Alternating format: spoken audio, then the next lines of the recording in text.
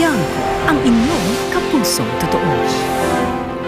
Sikat sa buong mundo ang Mount Diwata sa bayan ng Moncayo sa Compostela Valley dahil sa mayaman itong deposito ng ginto. Katunayan, dahil sa maunlad na industriya ng minahan doon, ang barangay Mount Diwata ang may pinakamalaking populasyon sa buong bayan ng Moncayo. Sa aming pagbisita roon, may natuklasan kaming yaman na higit pa ang halaga sa namiminang ginto.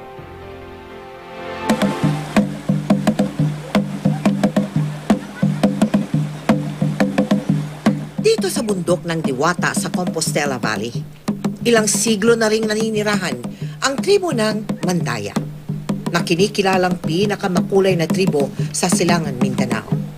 Dito nakilala namin si Ma'am Grace, na isang guro at isa ring katutubo. Naisip ko nung bata ako na sana naman may guro din na mula dito sa lugar na ito nang sa gayon ay hindi na rin mahihirapan yung mga tao na talaga mag-open yung school tapos madagdagan ng ibang grade.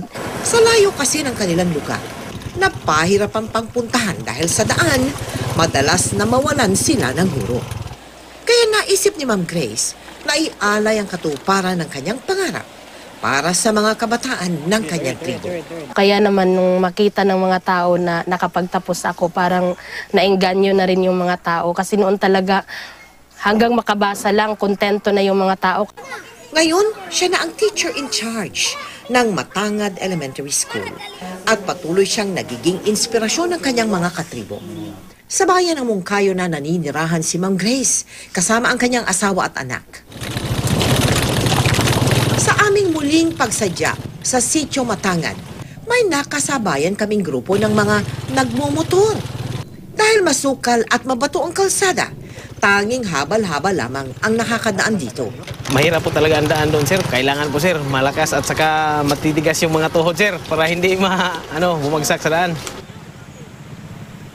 Nang makalapit na sa amin ang grupo, lubos kaming nabigla.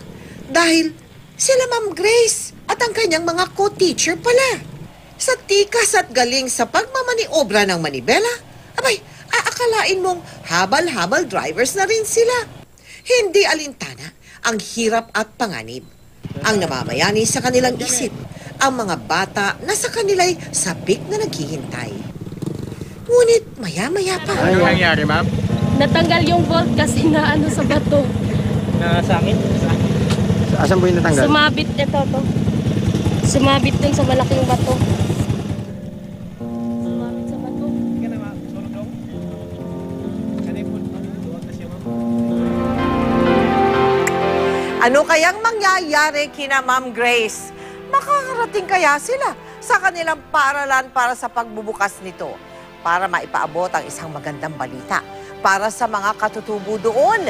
Abangan po ninyo bukas. Samantala, kung nais po ninyo maging bahagi ng aming mga projects, maaari po kayo magsadya o tumawag sa aming tanggapan o mag-deposit sa aming mga bank account o ano magsangay ng Cebuana Lumiere o mag-log on sa www.kapusofoundation.com.